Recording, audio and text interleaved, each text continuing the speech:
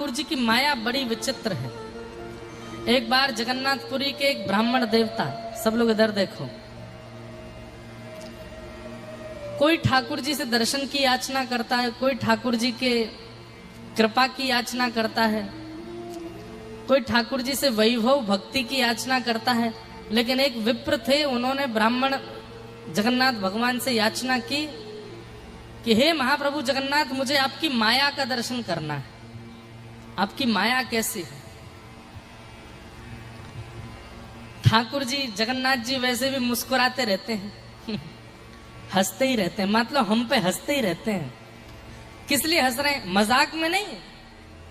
जब सामने हम लोग जाते हैं, अपनी पीड़ाओं को सुनाते हैं, तो ठाकुर जी देख के हंसते हैं। ये कोई पीड़ा है? रोते काहे को, परेशान काहे को होते हो? मैं हूं ना साथ में। इसलिए ठाकुर जी के अधर पर सदैव मुस्कान रहती है, प्रसन्न मुद्रा में ही रहते हैं ठाकुर जी। तो एक ब्राह्मण ने जाकर के कहा कि मुझे आपकी माया का दर्शन करना है। 1 दिन, 2 दिन, 10 दिन, 20 दिन, साल भर हो गया, रोज ठाकुर जी से एक ही बात कहते हैं, मुझे अपनी माया दिखाओ। और ठाकुर जी की माया कैसी है एक बार सुनो।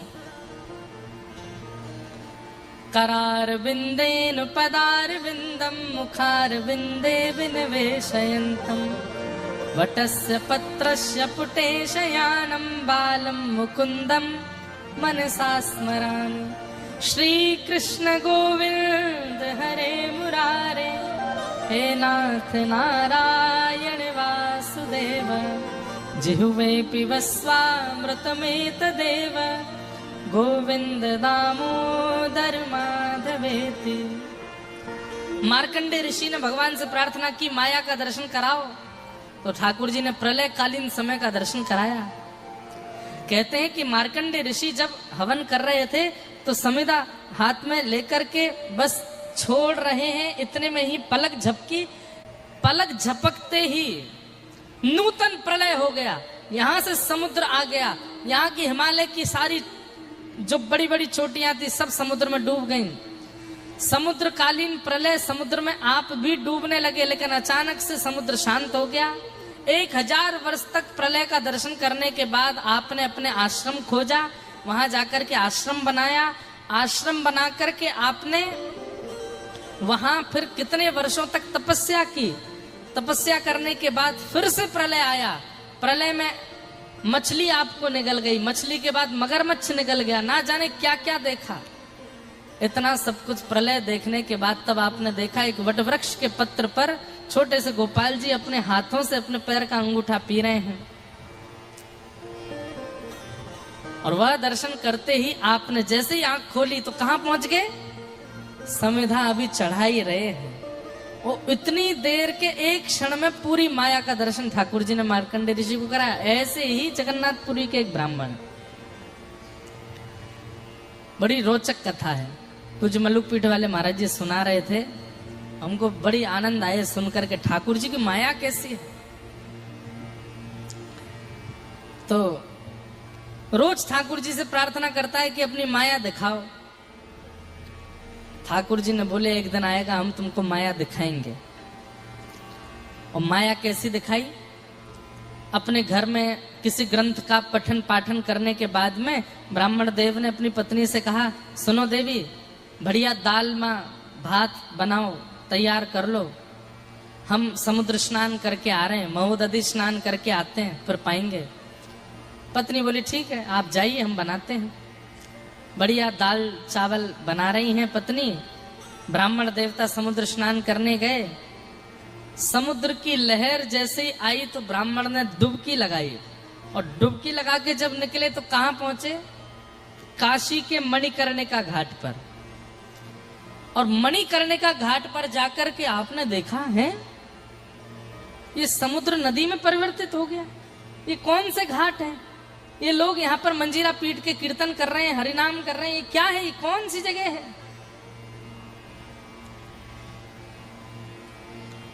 तभी आपने किसी से पूछा, बोले भैया ये कौन सी जगह है? बोले अरे बाबड़े महात्मा, रोज यहीं खड़े होकर के स्नान करते हो, रोज यही बात पूछते हो ये कौन सी जगह है। तुमको 5 साल से हम देख रहे हैं, रोज तुमको बताते हैं मणिकर्णिका घाट है, काशी विश्वनाथ है, ये बनारस है। रोज यहाँ खड़े होकर के स्नान करने के बाद रोज पूछते हो ये कौन सी जगह है? ब्राह्मण ने सिर पकड़ लिया, बोले भगवान माया दिखा रहे हैं। तभी एक ब्राह्मण आए, उन्होंने उनका हाथ पकड़ करके ले जाने लगे। तो वो ब्राह्मण बोले आप मुझे कहाँ ले जा रहे हैं? बोले तू रोज भूल जाता है, तेरी मति सूक्ष्म हो जाती है। अरे तू मेरे घर में ही रहता है, चल घर चल, तुझे अध्ययन कराना, मैं तेरा गुरु हूं, तू मेरा शिष्य है। घर जाकर के गुरुजी ने ग्रंथ पकड़ा दिया, पढ़ाने लगे। पढ़ते पढ़ते पढ़ते पढ़ते आप सोच रहे हैं ये सब क्या चल रहा है। अब मैं और बखान करूंगा कि मैं जगन्नाथपुरी से आया हूं, मैं वहां का हूं, ये सब मुझे वैसे ही पागल समझ रहे हैं और पागल समझेंगे। इसलिए जो हो रहा है देख लो, ठाकुर जी की माया है। बंधुओं 20 वर्ष हो गए उनको वहीं पर, उन ब्राह्मण के यहाँ पढ़ते पढ़ते। 20 वर्ष बाद वो ब्राह्मण देवता बड़े वृद्ध हो गए, तो उन्होंने कहा अब मैं प्राण त्यागने की स्थिति में हूं, मेरे प्राण कभी भी जा सकते हैं, जाते जाते एक काम कर रहा हूं, तुम मना मत करना, गुरु दक्षिणा में मुझे तुमसे यही चाहिए। तो वो ब्राह्मण जगन्नाथपुरी वाले बोले आज्ञा करें गुरुदेव। अपनी बेटी का हाथ पकड़ा दी, बोले इससे ब्याह करो। ब्याह हो गया। ब्याह होने के बाद में 5 बालक हो गए, बालक बड़े हो गए, उस पत्नी के साथ ये वृद्ध हो गए और रोज काशी स्नान करने जाते हैं मणिकर्णिका घाट पर, दशाश्वमेध घाट पर। और मन में एक दिन सोच रहे थे, कहा मैं जगन्नाथपुरी का एक ब्राह्मण वहां अपनी पत्नी को खिचड़ी बनाने को बोल के आया था, समुद्र में स्नान किया, निकल गया मणिकर्णिका काशी में। कैसी माया है नाथ आपकी, जय हो, बड़ी कृपा जो आपने माया का दर्शन कराया। ऐसा कहकर के इन्होंने जैसे ही डुबकी लगाई गंगा जी में, तो वहीं पहुंचे जगन्नाथपुरी में, वही डुबकी अब पूरी हुई, निकल करके बाहर आए तो फिर पुराने जैसे ही हो गए। पीछे से आवाज आई, पत्नी चिल्ला रही है, अरे सुनो, नीचे ही मुंह डाल के खड़े रहोगे कि बाहर भी आओगे? खिचड़ी तैयार हो गई बनके, दाल भात तैयार है, जल्दी चलो। देवी मुझे कितनी देर हुई डुबकी लगाए? और लोग क्या डुबकी, ऐसे ही खड़े थे, 5 मिनट से देख रही थी मैं आपको, चलो जल्दी दाल भात तैयार है। बोले 5 मिनट में 50 साल देख के आ गया हूं मैं। पत्नी को तो कुछ नहीं बताया, आकर के वहां दाल भात खाने लगे और बस अब तो बिल्कुल मतलब अनकॉन्शियस हो गए, बेहोशी जैसी हालत। और कहाँ मेरा ब्याह हो गया, मेरे 5 बालक भी हैं, बालकों के ब्याह की स्थिति आई थी, या अब मुझे ये समझ नहीं आ रहा कि ये माया है कि वो माया है। वो वाली जो चल रही थी वो माया थी काशी वाली, या जगन्नाथपुरी? वो क्यों यहाँ दाल भात बना के लिए बोल के गया था और जाके समुद्र में डुबकी लगाई तो काशी पहुंचा। काशी में भी रोटी सब्जी बना के बोल के आया हूं कि बना के रखो, आ रहा हूं, और यहाँ पहुंच गया हूं। बोले जगन्नाथ प्रभु के पास जाता हूं, उनसे कहूंगा कि माया अपनी शांत करो। जैसे ही मंदिर में घुसने लगे तो इन्होंने काशी वाली पत्नी और बच्चे वहीं देख लिए और वो इन्हीं को ही ढूंढ रहे थे। बोले हमारे पति हैं काशी के रहने वाले, वो हमने सुना जगन्नाथपुरी आगे गए। इन्होंने जैसे, अरे ये तो मेरी काशी वाली पत्नी है, तो मेरे वो बच्चे, मुंह छुपा करके अंदर गए। जगन्नाथ जी हंस रहे हैं। ब्राह्मण देवता बोले जय जय, हे शाम तेरी अपार माया, मुझे नहीं देखनी माया। भगवान नहीं, थोड़ी और देखो, अभी वो पत्नी तुम्हारी पत्नी से मिलेगी, फिर उन्हें बताएगी कि तुमने उनसे भी ब्याह किया है। हे नाथ, हे गोविंद, हे नाथ, नहीं चाहिए, नहीं देखनी माया, नहीं थोड़ी और देखो, नहीं देखनी। ठाकुर जी बोले ठीक है। चुटकी बजाई, सब शांत हो गया। वो जगन्नाथपुरी के ब्राह्मण थे, सब कुछ वैसा ही हो गया। एक क्षण में ठाकुर जी ने पूरी माया उलट फेर कर दी, कहां से कहां पहुंचा दिया। अब ये कथा सुनने के बाद मैं सोचने लगा कि मैं असली हूं कि नहीं। सच में मैं अभी कटक में कथा सुना रहा हूं, ये वास्तविकता है कि नहीं, ये कहीं सपना तो नहीं, कहीं ऐसा तो नहीं कि मैं कहीं और रहने वाला व्यक्ति अभी सो रहा हूं और सोते सोते बढ़िया बाहर ठंड पड़ रही है और रजाई ओढ़ के सो रहा हूं, सपने में मैं कथावाचक बन गया हूं, वृंदावन में मेरा जन्म हो गया है, वहां से मैं कथाएं करते करते 10 साल मुझे हो गए हैं, मैं कटक भी कथा सुनाने आया हूं। कुछ नहीं पता है कि क्या चल रहा है। हो सकता है कि मैं और आप स्वप्न में ही हूं, हम वास्तविक में कहीं और हों। इसलिए हरि बोल, बस हरि भजो, जगन्नाथ भजो, खूब प्रेम से इनके कीर्तन मधुर करो। बाकी जो हो रहा है वो वास्तविक है भी, इसका प्रमाण नहीं है हमारे पास। इसलिए जो चल रहा है बस ठाकुर जी से कहो, नाथ आपको जिसमें राजी लगे, जैसा अच्छा लगे कर दो। बस हमारी तो एक ही इच्छा है, चाहे हम स्वप्न में हो चाहे हम वास्तव, आप हमको मिल जाइएगा, बस और कुछ नहीं चाहिए। पर अगर ये स्वप्न है तो बहुत अच्छा है, ये स्वप्न बहुत अच्छा है। तो कुछ कह नहीं सकते कि ठाकुर जी की माया में कब कहां क्या चल रहा हो। यत्र सर्गोमृषा, ये संसार अमृष है, अमृष माने झूठा है, लेकिन ठाकुर जी की माया के कारण सत्य सा प्रतीत होता है। कितनी अच्छी बात लिखी। बताओ, आप यहां कटक में आपका ब्याह भी हो गया, बालक भी हो गए, बालकों के ब्याह भी हो गए, बालकों के बालक भी हो गए, बालकों के बालकों के बालक हो गए, सोने की सीढ़ी पर अंगूठा रखते ही आंख खुली, झारखंड में कहीं पहुंच गए। अरे सपना देख रहा था भाई, कुछ पता थोड़े ही है। ठाकुर जी की माया है और हम माया में ही हैं, और वास्तविकता में ये स्वप्न ही है। मिथ्या वदति लोकोयम,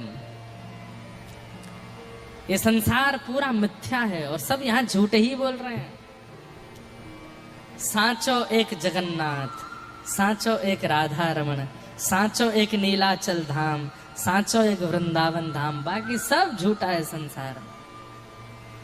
जब जब जगन्नाथपुरी जाओ बस ये कहो, हे नाथ बाकी सब भले स्वप्न रहा हो, पर ये सत्य हो कि आप मेरे सामने खड़े हो और मैं आपको देख रहा हूं, ये सत्य हो बस।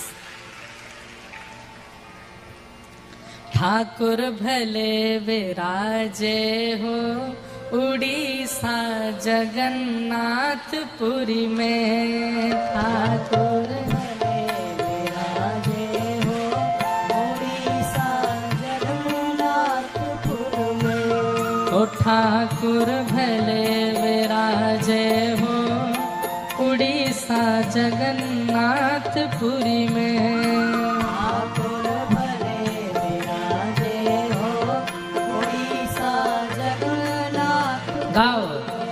हे ठाकुर भले विराजे हो उड़ीसा जगन्नाथपुरी में, ठाकुर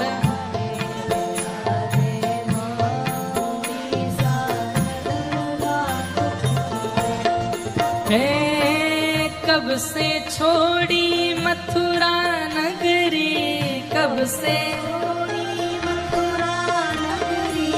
कब से छोड़ी मथुरा नगरी, कब से छोड़ी मथुरा नगरी, कब से छोड़ी काशी हो, कब से छोड़ी काशी हो, हाँ कब से छोड़ी काशी हो, कब से छोड़ी काशी।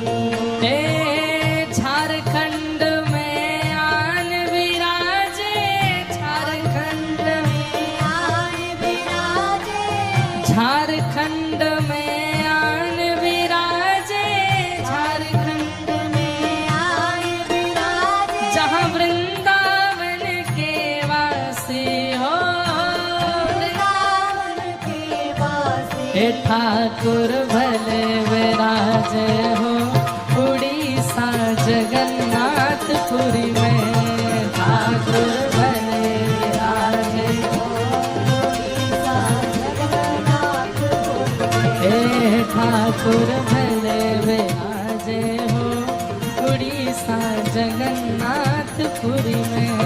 ठाकुर भले विराजे हो उड़ीसा जगन्नाथपुरी। अब उत्तर दे रहे हैं। द्वापर छोड़ी मथुरा नगरी, द्वापर छोड़ी मथुरा नगरी, त्रेता छोड़ी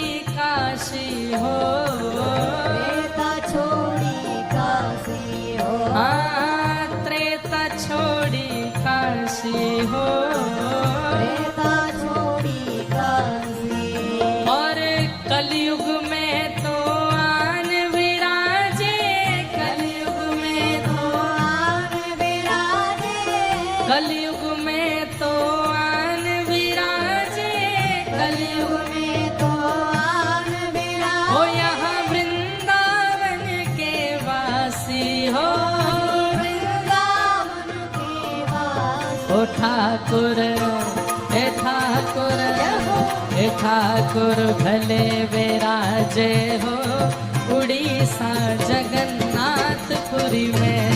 ठाकुर भले विराजे हो उड़ीसा जगन्नाथपुरी में। हे ठाकुर भले विराजे हो उड़ीसा जगन्नाथपुरी में।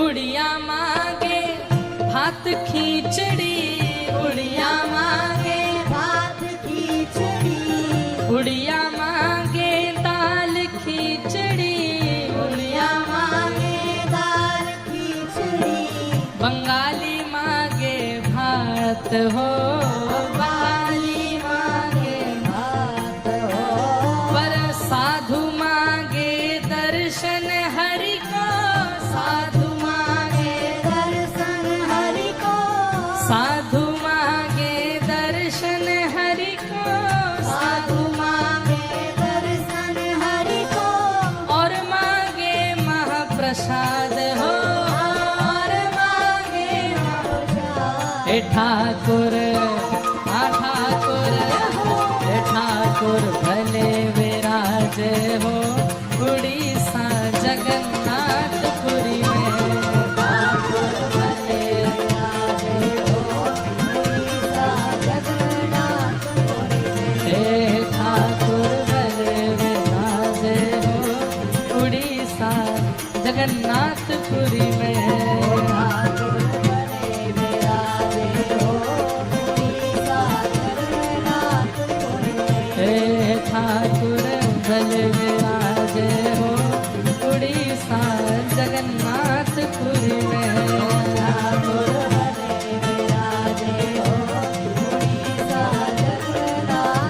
और जगन्नाथपुरी में। नील चक्र पे ध्वजा विराजे नील चक्र पे ध्वजा विराजे नील चक्र पे ध्वजा विराजे चक्र पे ध्वजा विराजे मस्तक सोहे हीरा हो मस्तक सोहे हीरा हाँ मस्तक सोहे हीरा हो मस्तक सोहे हीरा हे बीच में बहन सुभद्रा सोहे बीच में बहन सुभद्रा सोहे बीच में बहन सुभद्रा सोहे बीच में बहन सुभद्रा सोहे और आजू बाजू दो बीरा हो आजू बाजू दो वीरा हाँ आजू बाजू दो बीरा हो आजू बाजू दो वीरा हे ठाकुर ओ ठाकुर भले विराजे हो उड़ीसा जगन्नाथपुरी में।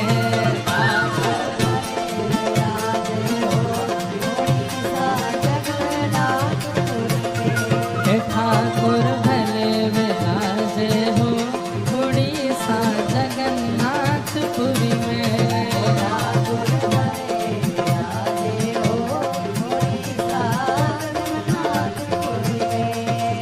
और कबीरदास जी का भाव है हे चट्टी चट्टी बनिया लूटे चट्टी चट्टी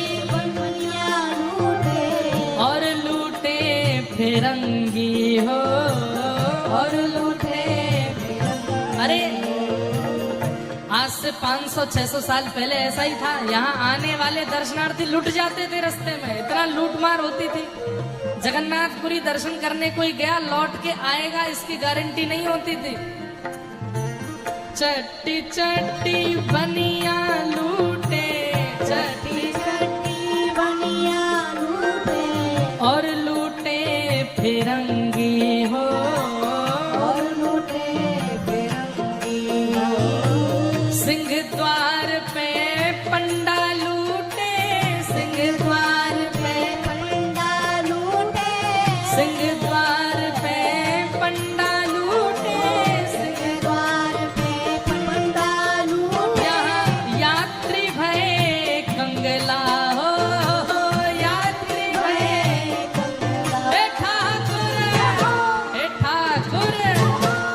ठाकुर भले विराजे हो उड़ीसा जगन्नाथपुरी में। ठाकुर भले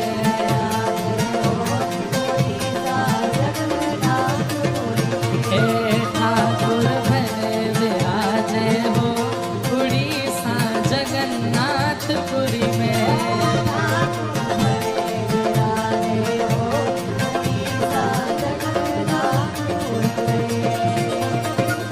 दो दो कोस पे हाट लगे हैं, दो दो कोस पे हाथ लगे हैं, 5 कोस पर चट्टी हो, 5 कोस पर चलती हो, चलते चलते पाँव पिराने, चलते चलते पाँव, बिहारे, चलते चलते पाँव पिराने, चलते चलते पाँव बिहारे, शरीर हो गया मिट्टी हो, शरीर हो गया मिट्टी, शरीर हो गया मिट्टी हो।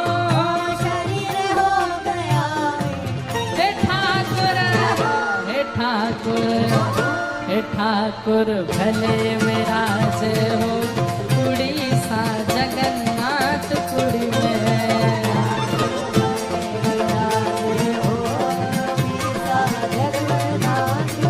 हे ठाकुर भले विराजे हो उड़ीसा जगन्नाथपुरी में।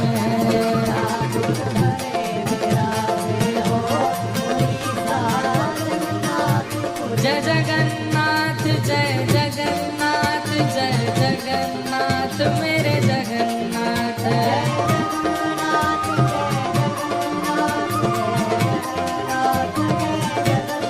जय जय जगन्नाथ जय जगन्नाथ जय जगन्नाथ जय जगन्नाथ।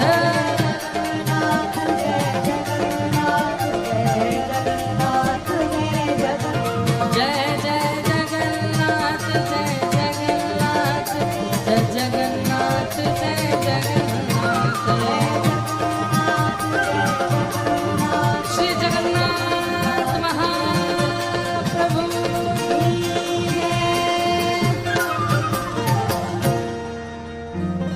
ठाकुर भले विराजे हो उड़ीसा जगन्नाथपुरी में। ठाकुर भले विराजे हो उड़ीसा जगन्नाथपुरी में।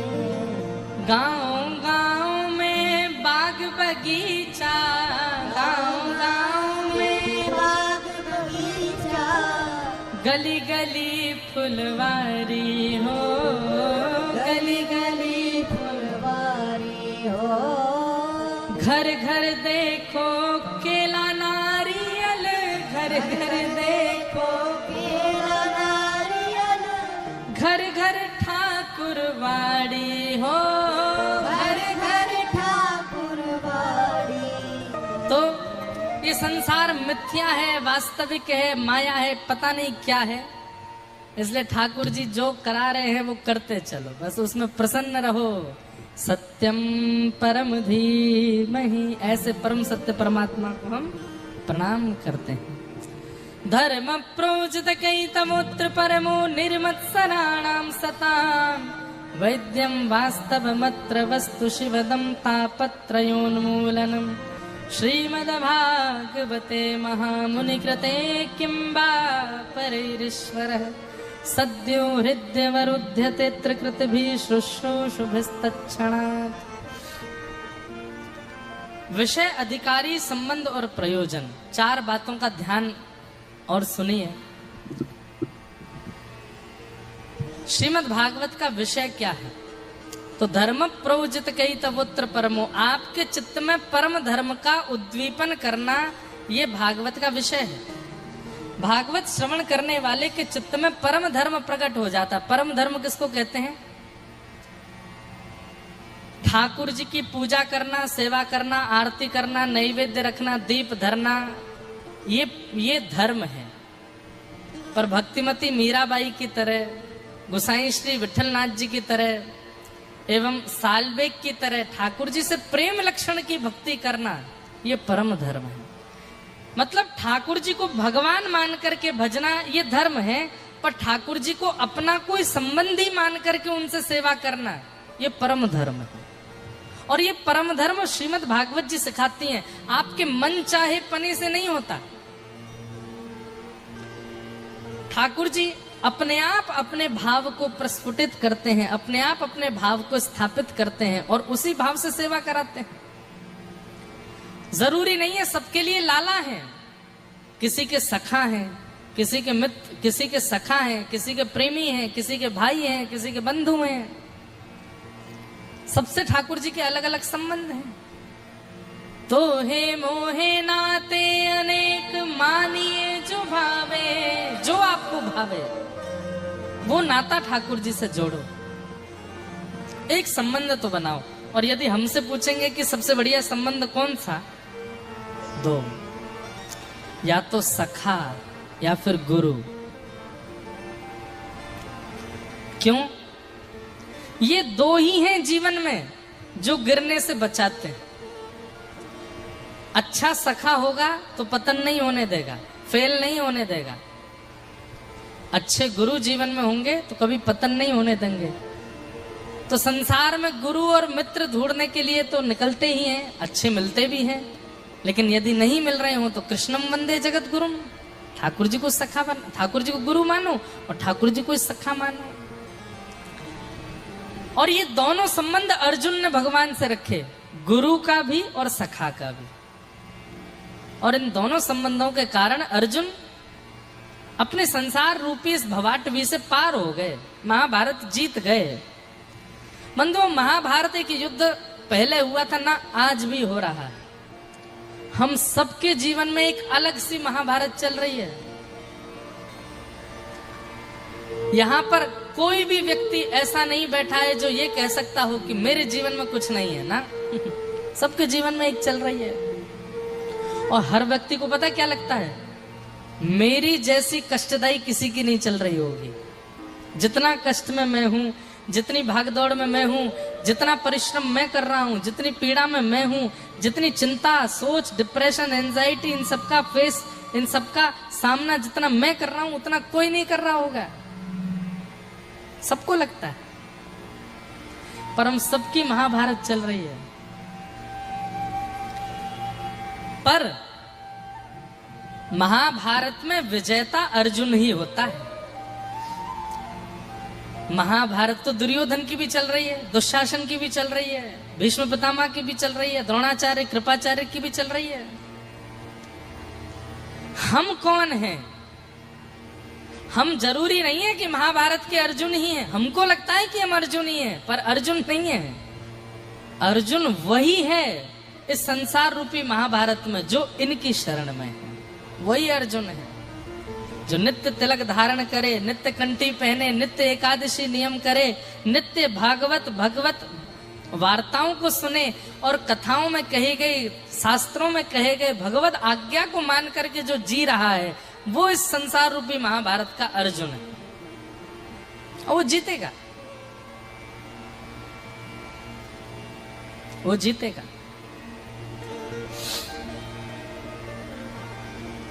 फिर कह दूं, संसार के व्यवहार में यहां बहुत श्रेष्ठ बनना, नाम, वैभव, यश, प्रतिष्ठा, मान, धन सब प्राप्त करना, ये कल्याण माना जाता है। परंतु आध्यात्मिक रूप से ये कल्याण नहीं है। कल्याण उसको माना जाता है कि यहां से गए और फिर कभी ना आए, वो कल्याण है। और वो उसी का होगा जो इनके शरणापन्न है, जो इनकी शरण में।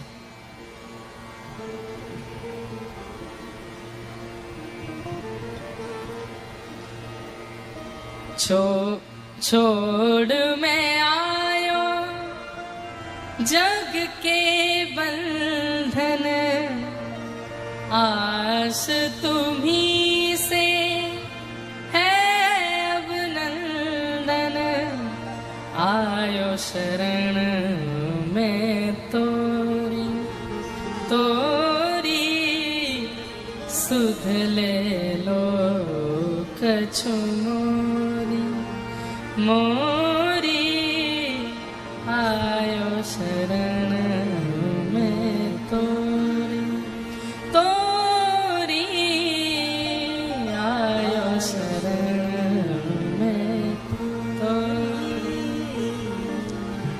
जो सब भुला करके इनकी शरण में, वो अर्जुन है संसार रूपी महाभारत का। और जो इनकी शरण में नहीं है, संसार में है, तो वो दुशासन भी हो सकता है, दुर्योधन भी हो सकता है, भीष्म पितामह भी हो सकता है, और भी कोई भी कर्ण भी हो सकता है।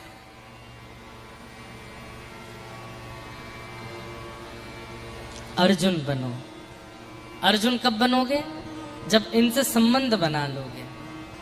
एक संबंध रखो, और वो संबंध कथा श्रवण करने के उपरांत बनाइए। कथा आपको आज्ञा देवे कि ये संबंध ठाकुर जी से रखो, वो संबंध बनाइए ठाकुर जी से।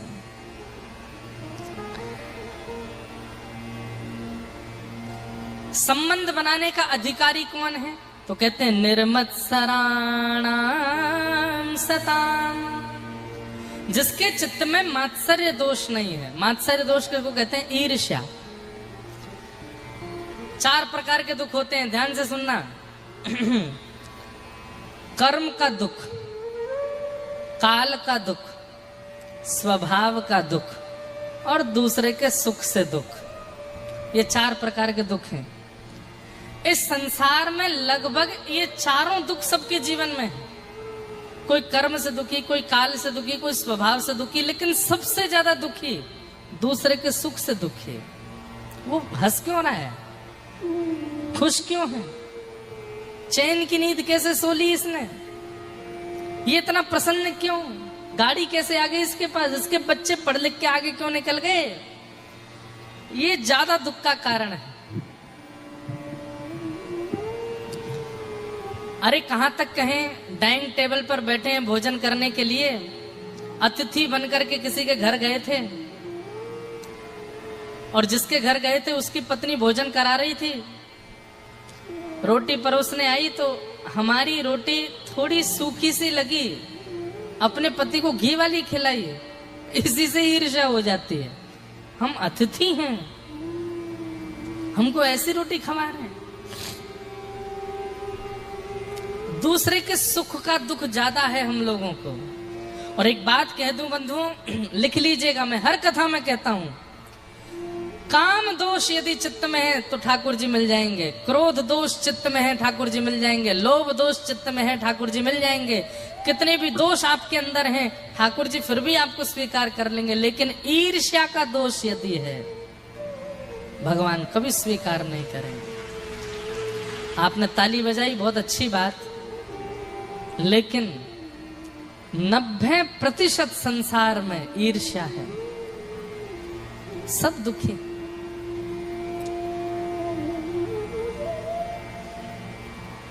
ईर्ष्या, और ये ठाकुर जी को बिल्कुल प्रिय नहीं। ईर्ष्या प्रिय नहीं। जयदेव महाप्रभु ने गीत गोविंद की रचना की तो उस समय उनसे ईर्ष्या करके किसी और ने भी उड़ीसा में गीत गोविंद लिखा, उनसे भी अच्छा लिखने का प्रयास किया, ईर्ष्या में कि मेरा भी नाम हो जाए।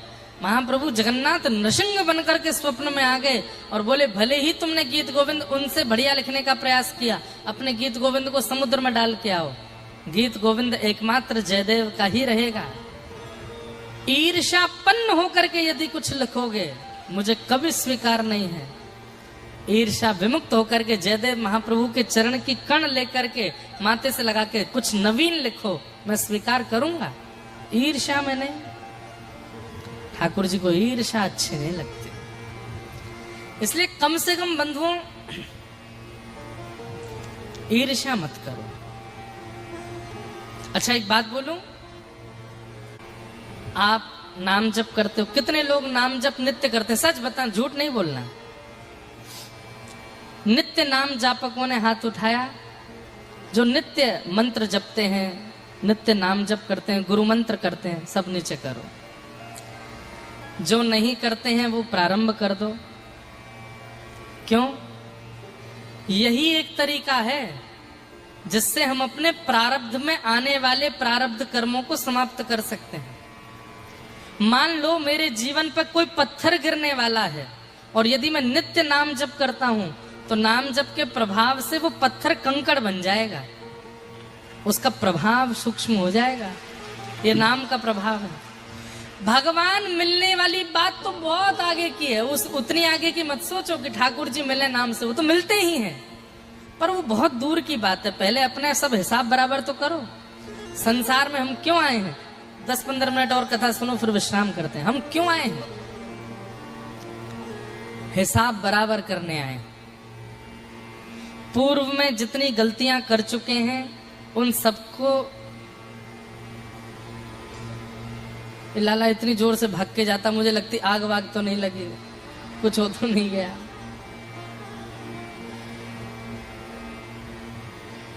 क्या बता रहा था मैं? कुछ तो बता रहा था, जल्दी बताओ। कहा?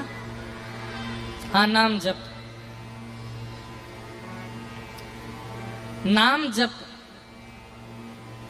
अब वो फ्लो बन ही नहीं रहा, जो मैं जिस भाव में था वो पता नहीं कहां गया। बहुत बढ़िया आ रहा था। हाँ, प्रारब्ध कर्म।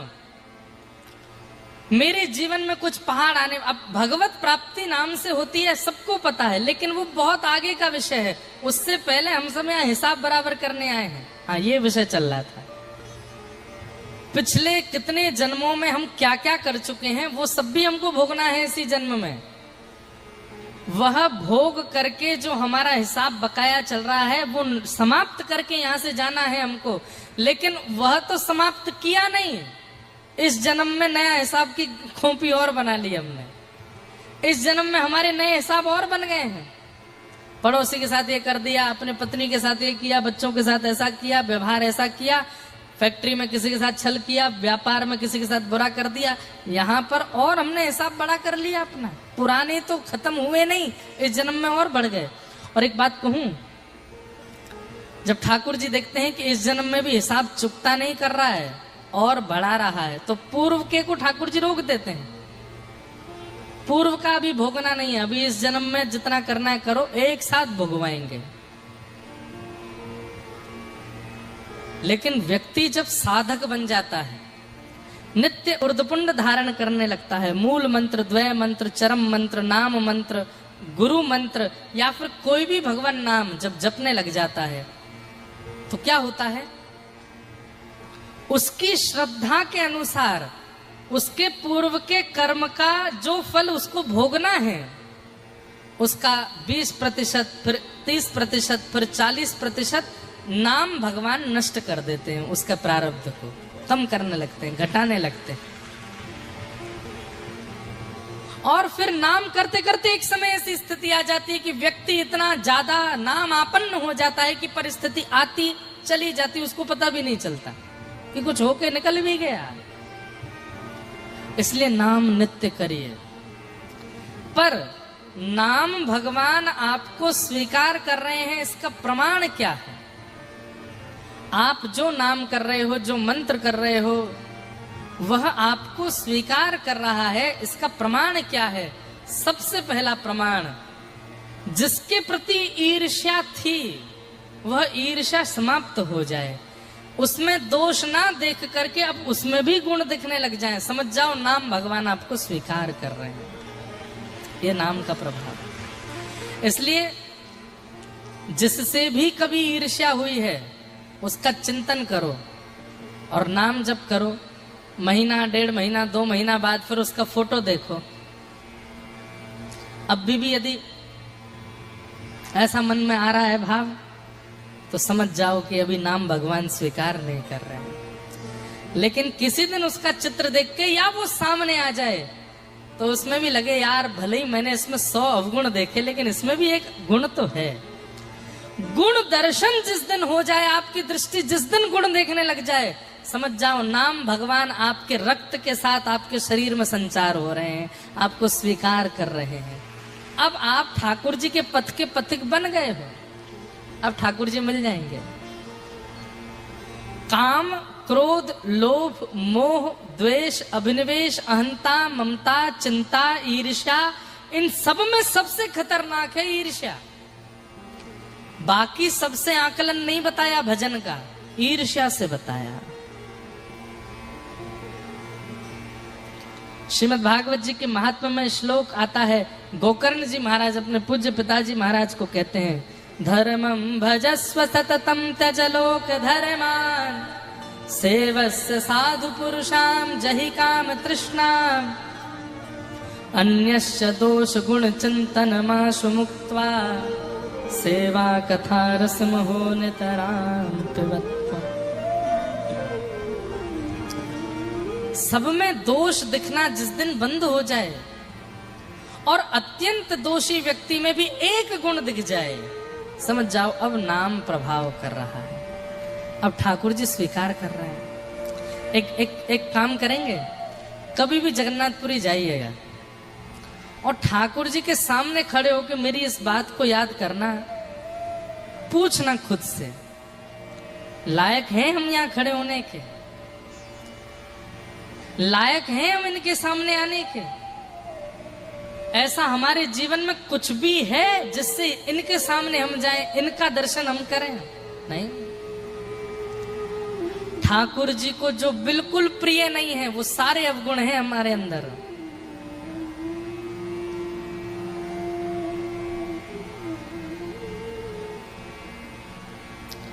नफरत है जिनसे उन्हें सदा, जिनसे ठाकुर जी को नफरत है, उन्हीं अवगुणों में मैं हूं पड़ा,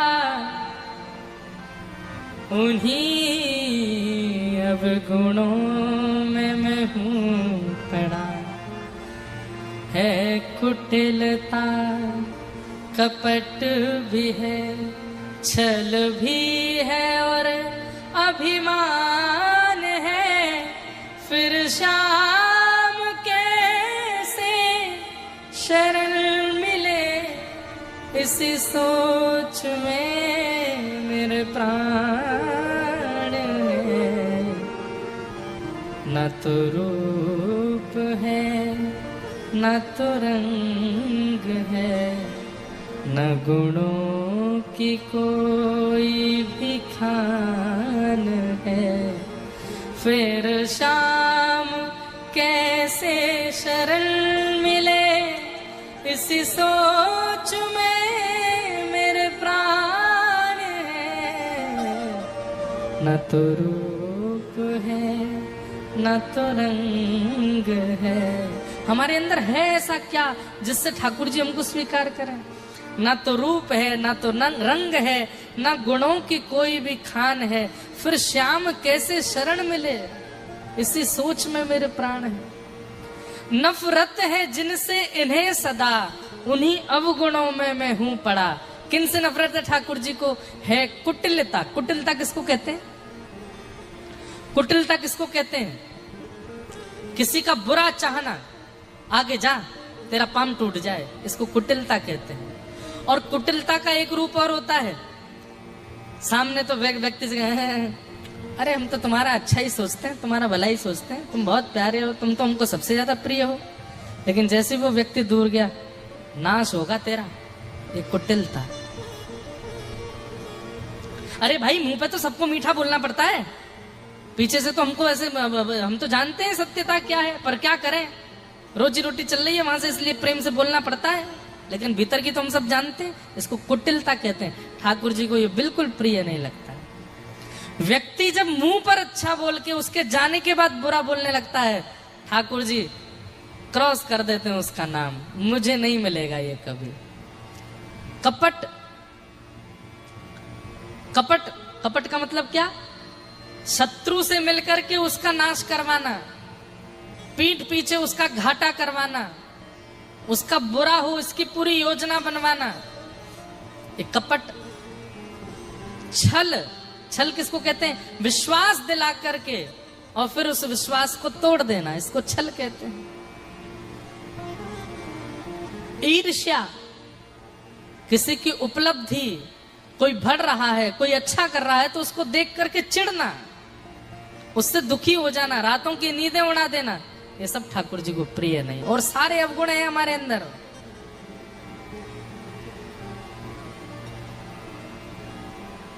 हम किस मुंह से जाते हैं ठाकुर जी का दर्शन करने, बिल्कुल योग्य नहीं है उनके। लेकिन फिर भी नाथ की कृपालुता देखो, ऐसे हम कपटियों को देख करके भी भुजा पसार के खड़े। आ जाओ, इधर आ जाओ, यहां लग जाओ। पहले महाप्रभु जगन्नाथ जी को आलिंगन करने का अधिकार सबको मिलता था। भीतर जाके बहुत पास से स्पर्श करके दर्शन तो मैंने भी किया है, बहुत पहले छोटे में।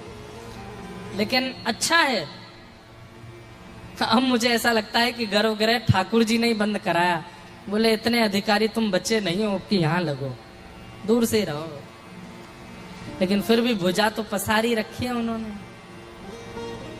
अरे मुझे जो गुण प्रिय नहीं है, मेरे घर का सगा संबंधी भी यदि वो काम कर दे तो मैं मुंह फेर लेता हूं, भुजा पसारना तो बहुत दूर की बात।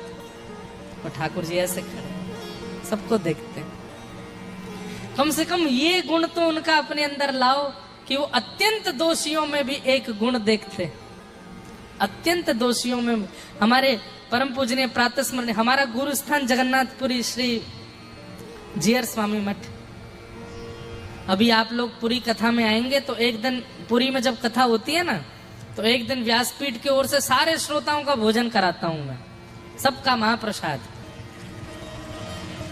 लेकिन अब भीड़ देख करके मुझे डर तो लग रहा है सबरी कथाओं की दक्षिणा तो महाप्रसाद में ही चली जाएगी। लेकिन कोई बात नहीं महाराज, वृंदावन वाले हैं, कराएंगे सबको।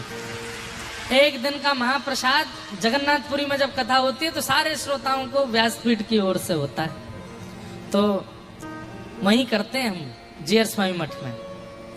हमारे पूज्य अभी वर्तमान विराजमान आचार्य चरण परम पूजनीय प्रातः स्मरणीय पूज्य श्री इंदिरा रमणाचार्य जी महाराज, आपके गुरुदेव मतलब हमारे पिताजी के गुरुदेव, हमारे दादा गुरु परम पूजनीय प्रातः स्मरणीय प्रातः वंद्य श्रीमद गरुणध्वजाचार्य जी महाराज, गुरु जी, दादा गुरु जी, उनकी एक बात पूज्य स्वामी जी ने मुझको बताई कि उनसे किसी ने प्रश्न किया कि महाप्रभु जगन्नाथ के नेत्र दिखते हैं, आंख दिखती, अधर दिखते हैं, हाथ दिखते हैं, कान क्यों नहीं दिखते,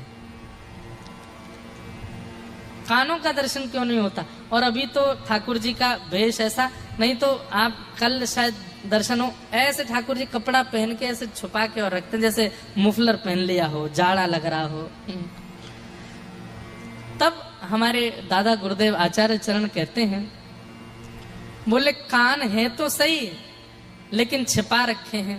क्यों? जैसे ही कोई भक्त बुलाता है तो महाप्रभु जगन्नाथ जी दौड़ करके जाते हैं, और जब लौट करके आते हैं तो ये दोनों गुस्सा हो जाते हैं, बलभद्र जी सुभद्रा जी। कहीं भी चले जाते हो मुंह उठा के, हम कितनी बार मना कर रहे थे, अरे वो योग्य नहीं है, वो अधिकारी नहीं है, उसके अंदर इतने अवगुण हैं, फिर भी उसकी कृपा करने के लिए गए, उस पर दया करने के लिए गए।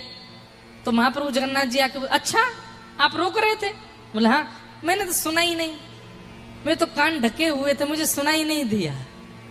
तो बोले कहीं बलभद्र जी सुभद्रा जी किसी पर कृपा करने जाऊं तो मुझे रोके टोके ना, मुझे सुनाई ना दे, इसलिए अपने कान बंद करके रखते ठाकुर जी।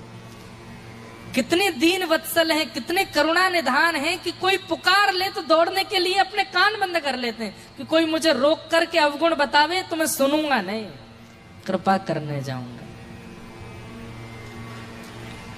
कम से कम उन जगन्नाथ जी का एक लक्षण तो अपने अंदर लाओ कि किसी से ईर्ष्या मत करो, किसी में दोष मत देखो।